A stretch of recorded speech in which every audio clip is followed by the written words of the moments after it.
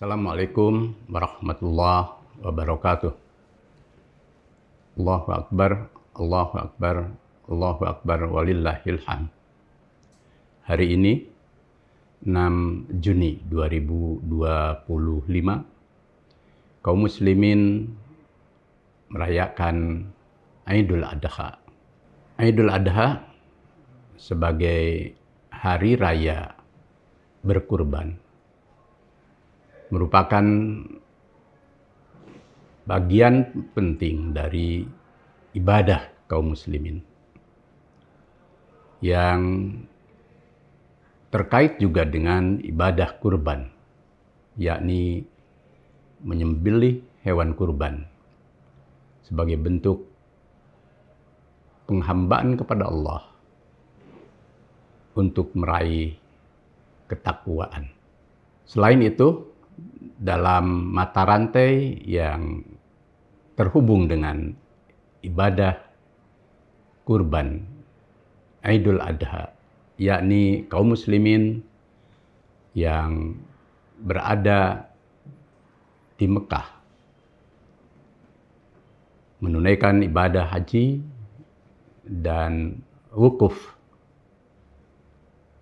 pada tanggal 9 Zulhijjah di Arafah sebagai inti dari ibadah haji itu. Kemudian dengan segala rangkaian dan proses ibadah haji sesudahnya untuk mabit di Muzdalifah dan Mina, serta juga melakukan seluruh rangkaian rukun wajib dan sunnahnya. Bagi kaum muslimin, Idul Adha dan berkurban merupakan perintah Allah yang murni ibadah, yakni sebagai jalan mendekatkan diri kepada Allah sesuai dengan syariat, menjauhi larangannya, dan menjalankan apa yang menjadi apa yang diizinkan Allah dalam kehidupan. Tujuan dari Idul Adha dan sekaligus juga Idul Kurban, baik sholat di tanah lapang maupun di masjid, maupun penyembelihan hewan kurban setelah itu, bagi kaum muslim adalah bentuk dari meningkatkan dan ritual ibadah untuk meraih ketakwaan. Salat Id sebagai bentuk dari ibadah mahdoh jelas bagi kaum muslimin agar dia semakin dekat kepada Allah, dan karena dekat dengan Allah maka hidupnya senantiasa religius, saleh, dan memancarkan serba kebaikan dalam kehidupan. Insan beriman yang dekat dengan Allah, hidupnya akan selalu merasa damai, tenang, tentram, tetapi juga bermakna dan bermaslahat. Hidupnya senantiasa merasa diawasi dan dekat dengan Allah, dan karena itu dia akan senantiasa menjalankan apa yang serba baik dan menjauhi apa yang dilarang olehnya. Dan dari situlah lahir Abdullah, manusia pengabdi Allah yang jiwa, pikirannya, tindakannya serba saleh, serba baik, dan memancarkan kesalehan dan kebaikan itu untuk berbuat ihsan bagi kehidupan, yang memancarkan kedamaian, ketentraman, keselamatan, dan kehidupan yang penuh rahmat.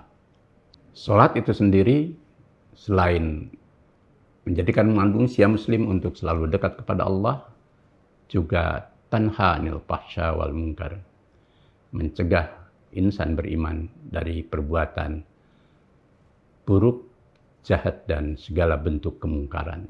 Sehingga Insan yang senantiasa salat, termasuk salat Idul Adha, dia akan semakin waspada dalam hidupnya. Selalu memakan makanan yang halal dan menjauhi yang subhat dan haram, tidak korupsi, tidak menyalahgunakan segala apa yang menjadi hak dalam kehidupan, dan memancar kebaikan. Hidupnya selalu berguna bagi sesama. Khairun nas anfa'uhum linnas. Juga dengan ibadah kurban yang dipercontohkan dengan baik oleh Nabi Ibrahim, Siti Hajar dan Ismail untuk menunjukkan jiwa berkorban bagi peraihan ketakwaan. Bagaimana seorang ayah dan ibu rela untuk melepaskan anaknya demi memenuhi syariat Allah, disembelih, tetapi pada akhirnya diganti dengan hewan kurban, itu menunjukkan jiwa ketakwaan yang tertinggi,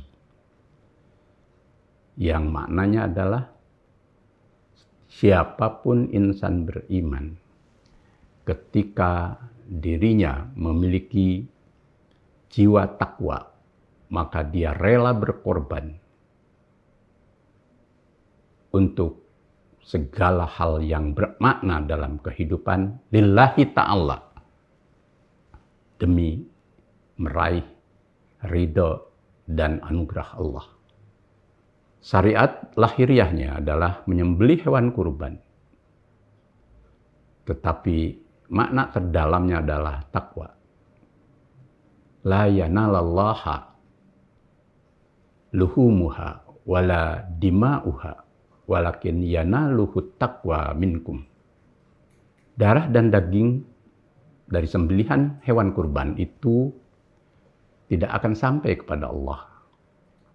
Tetapi yang akan sampai adalah takwa dari mereka yang berkurban.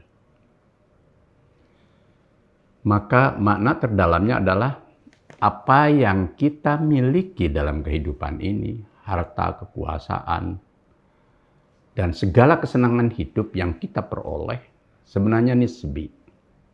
Maka Tuhan mengajarkan kepada kaum beriman, berkorbanlah. Manfaatkan harta dan segala hal duniawi itu untuk kepentingan beribadah dan kemaslahatan orang banyak. Bukan untuk dimiliki, ditumpuk-tumpuk, bahkan dengan rasa rakus ingin hidup serba gelimang duniawi.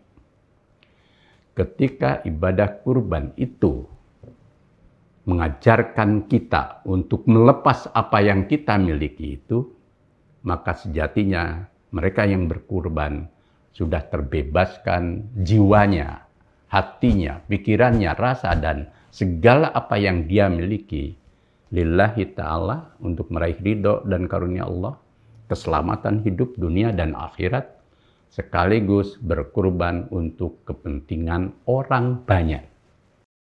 Manusia punya jiwa ingin menguasai segalanya. Harta, kekuasaan, segala pesona dunia, takkan pernah merasa puas.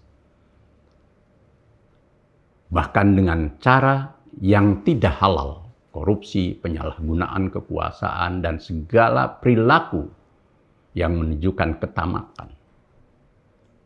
Manusia yang rakus dengan segala pesona duniawi, dia tidak akan pernah merasa cukup sampai Tuhan menghentikan azalnya. Alhaakumut takatsur hatta zurtumul maqabir. Disinilah penting setiap orang beriman dimanapun posisi dan berada, di saat berkurban maupun tidak berkurban. Mari koreksi diri. Apakah kita termasuk orang beriman tetapi tak pernah puas dalam kehidupan, lalu menjadi insan yang serakah, tamak, takabur dan penuh ambisi yang melampaui batas, lalu lupa akan kebenaran, kebaikan, dan nilai-nilai luhur dalam fondasi ketakwaan. Lepas segala kepentingan demi kebenaran, kebaikan, dan keluhuran, dan untuk kemaslahatan hidup orang banyak. Jika itu bisa dipenuhi, maka berkurban berarti telah membebaskan diri kita dari segala pesona duniawi itu untuk hidup yang cukup dan moderat, tetapi membawa kemaslahatan duniawi dan ukhrawi. Terakhir, untuk ibadah haji, kita yang ada di tanah air mendoakan semoga sejak wukuf di Arafah dan segala proses ar-musna dan selesainya ibadah haji, mereka diberi kemudahan, kelancaran, dan ridho Allah. Sehingga mereka menjadi haji mabrur. Dan bagi mereka yang kebetulan ada kendala untuk tidak bisa berangkat karena satu dan lain hal, belajarlah untuk ikhlas dan terus berikhtiar. Siapa tahu Allah membuka jalan kemudahan di tahun depan. Kaum beriman selalu diuji oleh banyak hal. Dan terimalah ujian itu untuk membuat kita makin syukur nikmah dan terus ikhtiar. Bagi mereka yang berhaji, haji mabrur tentu merupakan tujuan dari peribadatan haji itu sendiri. Bahkan Nabi menjanjikan wal hajjul mabrur laisa lahu jaza illal jannah. Haji yang mabrur tidak ada balasannya kecuali surga. Al-mabrur adalah segala kebaikan baik yang diperintahkan dan diberikan oleh syariat maupun dalam segala hal kehidupan yang dibenarkan oleh syariat, serta menjadi sunatullah dalam hukum kebaikan antar sesama dan dalam kehidupan semesta.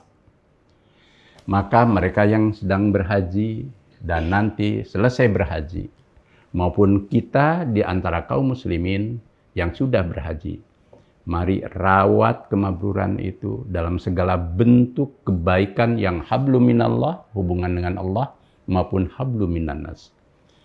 Menjadi orang-orang yang menebar kesalehan bukan hanya untuk diri pribadi, tetapi untuk keluarga, masyarakat, bangsa, dan kemanusiaan semesta. Dirinya menjadi sosok-sosok yang saleh. Jangan sampai kemabruran berhenti dalam 1 minggu, 1 bulan, 1 tahun, tetapi setelah itu redup kembali dari jiwa kita. Jagalah kemabruran itu. Dan ibadah haji dalam ajaran Islam bukanlah ziarah. Dan tidak ada urusannya dengan berbayar. Hukumnya adalah kewajiban kifayah bagi mereka yang istitoah, mampu secara fisik dan rohani. Karena lokasi dan tempatnya di Saudi Arabia, di Mekah, di Jazirah Ar-Musna, di Madinah, maka bagi mereka yang ada di negeri-negeri Arab, khususnya di Arab Saudi, mereka dengan mudah bisa menjalankannya. Bahkan bisa berjalan kaki tanpa berbayar. Berbayar ketika bagi mereka yang berada di luar negeri dan harus naik pesawat terbang, akomodasi, dan lain sebagainya. Itu keniscayaan yang duniawi saja dan bersifat alami dan umum. Kita yang berada di dalam negeri pun sama. Ketika bepergian ke satu tempat, baik untuk kepergian dan keurusan yang bersifat ruhaniah, religius, dan spiritual, maupun yang bersifat biasa, semua juga memerlukan hal-hal yang bersifat administratif dan dana yang bersifat lumrah. Tetapi inti dari ibadah haji bukan ziarah. Itu adalah ibadah untuk selalu mengabdi kepada Allah. Dengan segala ritual yang telah ditentukan oleh ajaran Islam, baik rukun, wajib maupun sunnahnya. Tetapi Islam memberikan tekanan karena tidak semua orang bisa. Maka bagi yang tidak bisa, yang disebut tidak istita'ah, dia tidak perlu memaksakan diri. Dan dia yang tidak bisa naik haji berpeluang banyak untuk masuk surga lewat berbagai amal soleh yang lain sesuai dengan kemampuannya. Jadi Islam tidak bersifat diskriminatif, Islam tidak bersifat material. Lebih dari itu, Islam mengajarkan hal-hal yang bersifat ibadah atau ubudiyah adalah hal-hal yang bersifat ritual untuk mendekatkan diri kepada Allah dan melahirkan kesalehan untuk kehidupan.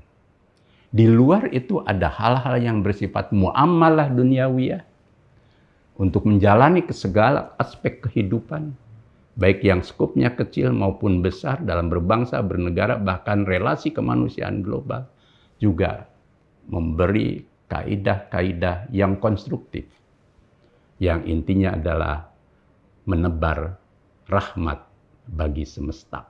Itulah Islam. Selamat beridul adha, selamat berkurban bagi yang mampu, selamat berhaji bagi yang mampu, dan selamat mabrur bagi yang sedang menjalankan ibadah haji. Semoga Allah melimpahkan rahmat, karunia, dan berkahnya untuk kita semua kaum beriman dan untuk bangsa tercinta kita. Nasru minallah wa fathun qarib. Wassalamualaikum warahmatullahi wabarakatuh.